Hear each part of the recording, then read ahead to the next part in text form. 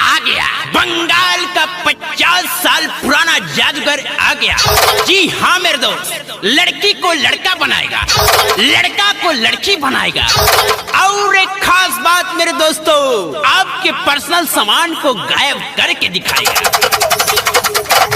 तो आइए बिना आपके समय को लेते हुए खेला को चालू करते हैं। अंतरू मंत्रू, अंतरू मंत्रू, लइका के समान उड़ंतरू, जमूरे जी उस्ताद। अरे हुआ कि नहीं रे? मेरा तो है, लेकिन भाई साहब का पता नहीं। अरे अरे अरे दादा हो, साला हमार सामान बिलवा देलस, साला हमार ऑटो ले लस, चौरो ले लस, और सामानो गायब कर देलस। ए देख लिया, चुपचाप से हमार सामान लिया दो, न तो हम बाबू के लगा पे फोन लगाओ तनी। रुक जा तू।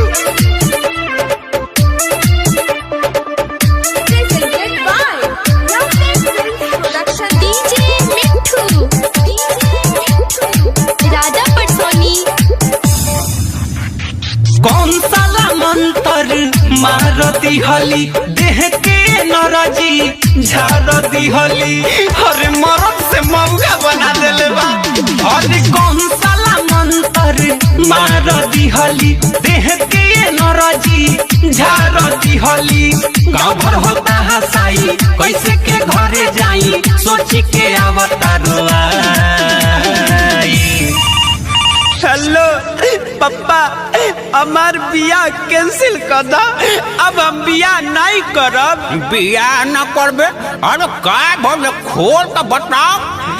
अरे बाबू सुन, कैंसिल कई दशा गाई, जादूगरवा सामान देले बट भिलवाई। जाने कौन मंतर हम पे चलाई, जादूगरवा सामान देले बट भिलवाई। सामान बिलवा देले बा? अरे साला पहले तो ई बताओ तो बारी कामा। बाक मार दे, आयरन ये पीपर के गाछ लगे सर्कस देखेला। अरे साला डर है अपना माई से बतिया। हेलो हाँ, अरे हमर लाल बात करे कोइला सुना। अकोरे लाल बोला कोइला हतू, खाना वो भी ठीक से न खइला हतू। कोइल तुहार का जरूरी रला, घर में केहू से न बतैला हतू। सुन माई रे सड़क सगाह में अपना आइल रहनी ह देखे, घाट हमारे साथे गदी हले बचाऊ रया टाले के। जनती जे पहिले तो कबो ना आई रे, घर से निकल के रे माई। अरे कौन साला जादूगर है? बात कराओ तो बात कराओ। लो हेलो, अरे साला जादूगर, चुपचाप से हमला लड़का के सामान वापस लिया दे, ना तो साले है गोजी लेके आवत नहीं, मुंह पे डाल के साला गांठ पे निकाल दे। अरे बाबू सुन, कैंसिल कई दशा गाई, जादूगरवा सामान देले बट भिलवाई। जाने कौन मंतर हम पे चलाई, जादूगरवा सामान देले बट भिलवाई। अरे हमर बाबू, अरे चुप रहो, हम अबे आवतानी। हमरा लाल के का हो गइल हो? राजा पटसोनी। ए भुटलिया के पापा, हमरा के बाबू लग ले चली ना। आप सुन रहे हैं अमित पटेल की आवाज में। उल्पा माटी चढ़ई हनु हो, मंदिर के घंटा डोलई हनु हो।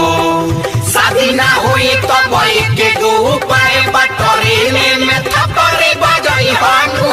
अब जातानी हम तो हमारे सब कवनो मजाक उड़ावता, कवनो कहता माउग हमके, कवनो छकवा बनावता। कवना जन्म के तू बदला ले तारी हमसे, जादूगर हई की कसाई। देख लिया जादूगर, जेंगा मरला हूँ कद ना तो ठीक ना होई।